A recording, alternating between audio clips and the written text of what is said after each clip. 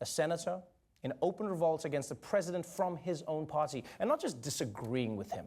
Corker is saying that the president of the United States is incompetent and cannot be trusted in the Oval Office or near electrical outlets.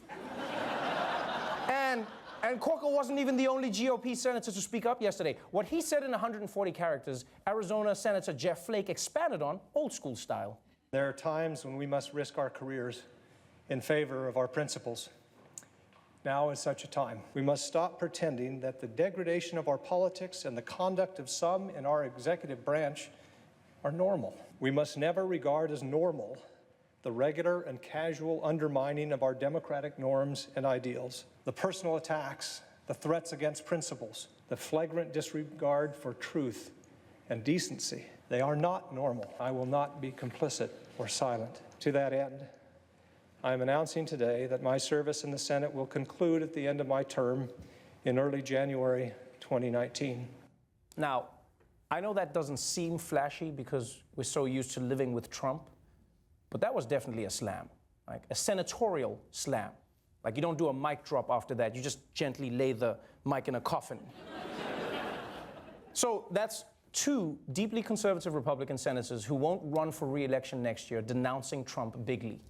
Now, on the one hand, you could argue that if Corker and Flake really believed America's democracy was under threat, they should stay and fight. On the other hand, you have to admit there's a freedom that comes from saying that you quit. Because now they can oppose Trump without fear that it'll hurt their political careers, right? It's like once you put in your 2 weeks notice, you can do whatever you want. Yeah, now you're that guy at Jamba Juice spitting in all the juice. Yeah, and by the way, they didn't give 2 weeks notice, they gave 15 months notice. 15 months. So now they're gonna be spitting in Trump's Jamba Juice for the next year. What, did you say you want protein or pea? I put both, I don't know, whatever. And listen, these aren't the only Republicans who are causing trouble in the ranks, right? You've also got Senators McCain, Murkowski, and Collins who've rebelled against Trump in some way. So right now, the Republican Party is not having a good time. They're not having a good time. And there's one man who's enjoying it more than most. Former White House advisor and real-life Halloween costume, Steve Bannon. Breitbart hailing the news of Flake's retirement with the headline, "Winning Flake Out." Steve Bannon's reaction, according to a source close to the former Trump strategist, another day, another scalp. Wow. I'm not surprised Steve Bannon loves collecting scalps. I mean, he does seem like the kind of person who they'll catch wearing someone else's skin. He just seems like that type. You see, Bannon wants all Republicans who go against Trump to quit so that he can replace them with Trump loyalists. That's really what he wants. In fact, Bannon even said he plans to challenge every single Republican politician except Ted Cruz. Which is so sad for Ted Cruz. He even gets left out of threats. Out of threats. I feel like even in a hostage situation, the kidnappers would be like, everybody in here's a hostage! Everybody down! Except Ted Cruz. Ted Cruz, go.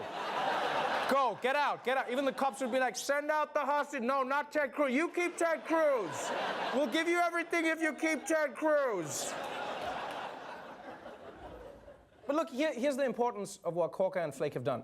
They've shown that there are Republicans who are starting to see the realities of the Donald Trump presidency, right? Because even though they may agree with Trump on his legislative agenda, they are now publicly acknowledging the danger of everything else that this man stands for, which includes pathological lying, discarding diplomacy, encouraging white supremacy, and undermining the rule of law and the institutions of democracy. So you may not like Flake or Corker for their overall politics, I understand that. But think of it like this, In the crime epic, that is the Trump administration, they're basically like drug dealers who are trying to flip on the kingpin who's clearly gone too far. So they're doing, they're like, I can't do this, I gotta get out. And others could follow. In fact, Corker has said that the vast majority of our caucus understands what we're dealing with here. So this is not easy for them. And I think we should encourage all Republicans against Trump to come out. Yeah, all of them, except Ted Cruz.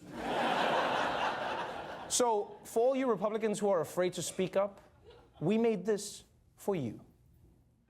My name's Michael Costa, and I used to deal Trump. I'm not proud of it, but it's the truth. When I started, I didn't think it was a big deal. I was in it for the tax cuts. Who doesn't want to get paid? But Then I saw what Trump did to my community, and I got out. Was I scared? Hell yeah. I don't want Steve Bannon wearing my face. But I'm glad I left. So if you're a Republican and you're looking to stop dealing Trump, call the number below. We can help you get out. Someone's calling right now. Hello. Oh, hi, Senator Rubio. Oh, yeah. This is totally anonymous. Tell me your story. Michael Costa, everybody.